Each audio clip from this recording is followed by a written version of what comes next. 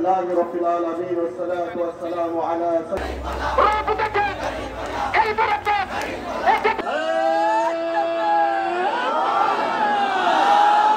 সংক্ষিপ্ত গণজমায়েত অনুষ্ঠিত হবে।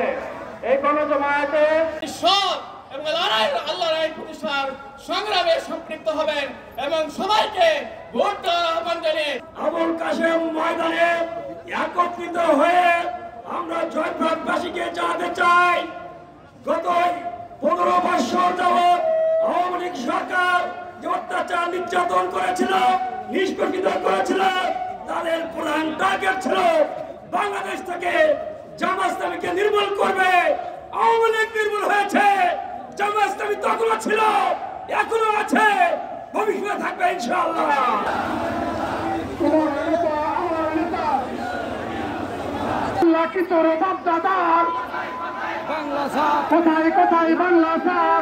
আল্লাহ রাব্বুল আলামিন একটা দ্বীনে হক শহর রাসূলকে পাঠিয়েছিলেন।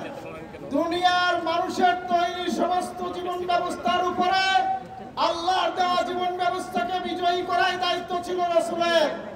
রাসূল পৃথিবীতে সেই দায়িত্ব পালন করে গোটা পৃথিবীতে ইসলামকে বিজয়ী করেছিলেন। জামাত ইসলামী বাংলাদেশে মানুষের তৈরি সমস্ত আইনের উপরে আল্লাহর আইনকে বিজয়ী করার জন্য চেষ্টা করছে এবং বাংলাদেশের জনগণ আমাদেরকে রায় দিলে আমরা সংসদে আল্লাহর আইন দিয়ে এই দেশকে পরিচালনা করব ইনশাআল্লাহ। কাছে দাবি জানাতে চাই, আজকে যারা জুলাই আন্দোলনে ফ্যাসিস্ট খুনি হাসিনার পতন হয়েছে 1 বছর, সকল শহীদের বিচার করতে হবে। আজকের বাংলাদেশকে তলাবিহীন ঝুড়িতে পরিণত করে দেশের সম্পদ বিদেশে পাচার করেছে, দেশটাকে দুর্বিষহ কারাগারে পরিণত করার প্রধান নায়ক লেডি হাসিনার বিচার করতে হবে।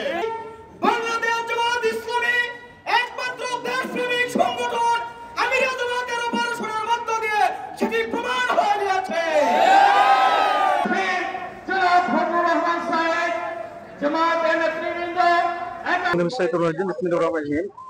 বাংলাদেশ ইসলামী ছাত্র শিবির জুলাই শহীদদেরকে নিয়ে স্মরণে আজকে এবং এই স্বাধীনতা পূর্তি বছর উপলক্ষে আজকে যে আয়োজন করেছে, এটা আমরা প্রতি বছর আয়োজন করার চেষ্টা করবো ইনশাল্লাহ। আমরা চাই এই বাংলাদেশ যে স্বৈরাচার মুক্ত হয়েছে, দ্বিতীয়বার কোনো যে স্বৈরাচার আর ক্ষমতা না আসতে পারে, এই উপলক্ষে আমাদের আজকে এই কর্মসূচি বাস্তবায়িত হয়েছে ইনশাল্লাহ। ফাঁসি চাই, সাইদের ফাঁসি চাই, নাচ গানে মত্ত ছিল শাহবাগের মঞ্চে। আল্লাহ তাআলা এমন করে দিলেন সেই জাগরণ মঞ্চ শাহবাগের, সেখানে এখন হচ্ছে শেখ হাসিনার ফাঁসি চাই। আল্লাহ আসবে নাই?